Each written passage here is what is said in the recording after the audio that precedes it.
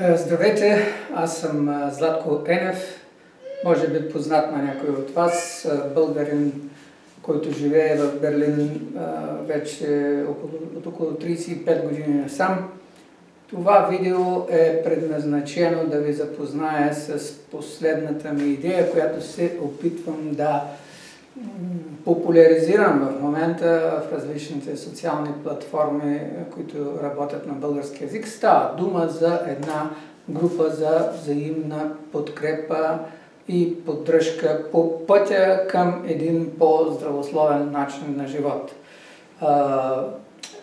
Названието на идеята на групата, която се надявам да се получи, е "Теглото е мисловна борба". Идеята е проста: загуба на излишни килограми, на ненужни тежести, телесни, психически и всякакви, чрез постепенно изграждане на самоконтрол, разумен начин на живот и взаимна подкрепа. Повече за всичко това можете да намерите на някои от страниците, на които се опитвам да популяризирам. Те наречем платформата. А в момента това е просто едно видео, което показва начина, по който аз мисля да работя, а то е чрез най-обикновени споделяния, както вербални, писмени, така и визуални. Днес е първия ден. От пътя вчера беше ден нулев, в който споделих една съвсем ласкателна снимка на самия себе си, сравнително отпуснат, сравнително висящ. Бях изключително мотивиран.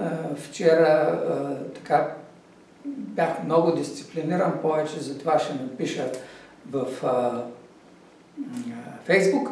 Но тук идва първата по-директна проява на работа в това отношение, а именно искам да ви покажа какво се получи за един ден. Сега, това не е нещо, което ще ви помоля да следвате. Тялото ми е много тренирано в продължение на много десетилетия работа и губи тегло и печели тегло с страхотна скорост. За един ден свалих 2 кг, но това бяха просто излишно натрупани 2 кг повече вода в тялото ми, но ето как изглежда тялото ми днес.